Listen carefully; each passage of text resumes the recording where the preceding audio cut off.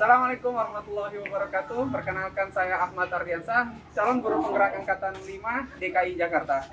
Pada kesempatan kali ini kita akan coba menelik lebih dalam tentang pemikiran Ki Hajar Dewantara dan bagaimana filosofis pendidikannya yang dalam bukunya itu berhamba kepada anak. Bagaimana keseruannya?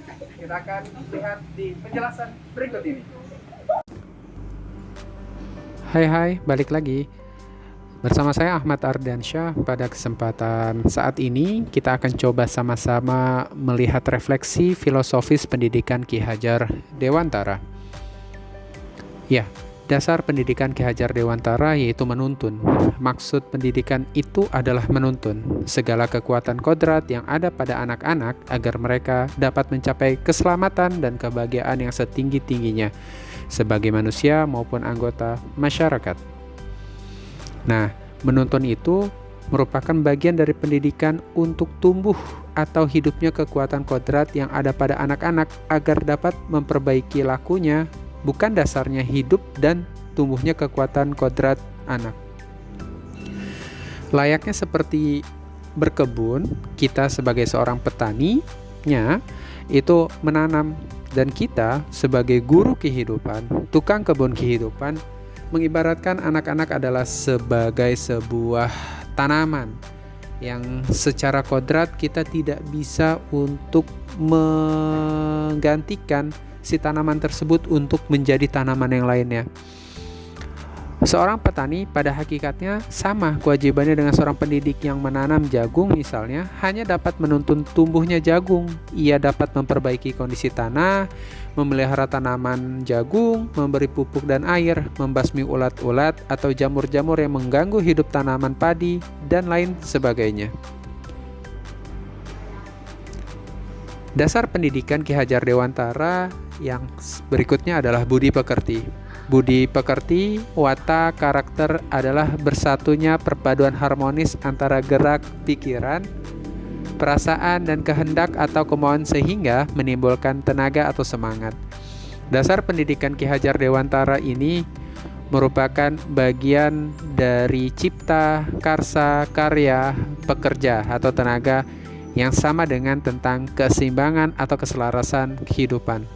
Nah, dari sini teman-teman bisa melihat bahwa ada di setiap harinya kita melakukan salam dan sapa serta pastinya melakukan protokol kesehatan.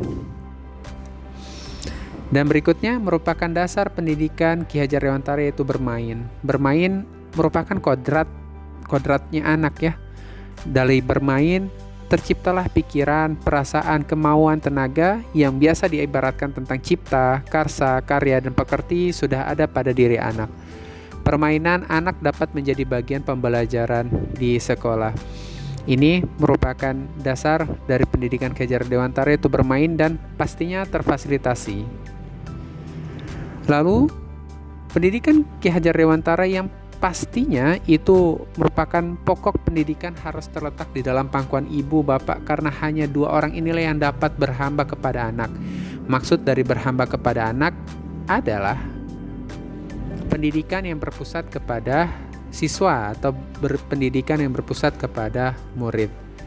Yang perlu ditekankan bahwa maksud pendidikan itu adalah menuntun untuk menciptakan atau untuk bertuju kepada kekuatan kodrat yang pada anak-anak agar mereka dapat mencapai keselamatan dan kebahagiaan. Dari Ki Hajar Dewantara kita bisa melihat bahwa menuntun dan pendidikan abad 21 ini sama dengan kolaborasi, kritis, reflektif, komunikasi, kreatif, dan inovatif. Selamat dan bahagia itu masuk ke dalam kata well-being. Dan refleksi filosofis pendidikan Ki Hajar Dewantara yaitu guru dan murid berkolaborasi dalam menginisiasi atau menciptakan kedalaman atau rasa takjub dan kasmaran spiritual, intelektual, dan sosial untuk mencapai keselamatan dan kebahagiaan sebagai manusia. Murid dan guru merdeka belajar yang berkolaborasi bersama, menggali dan mengembangkan potensi murid dan mengakomodasi karakteristik masing-masing untuk mewujudkan student well-being. Dan yang terakhir, terkait dengan refleksi filosofis pendidikan Ki Hajar Dewantara adalah pendidikan.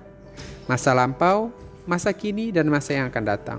Untuk masa lampau, pendidikan yang menuntun.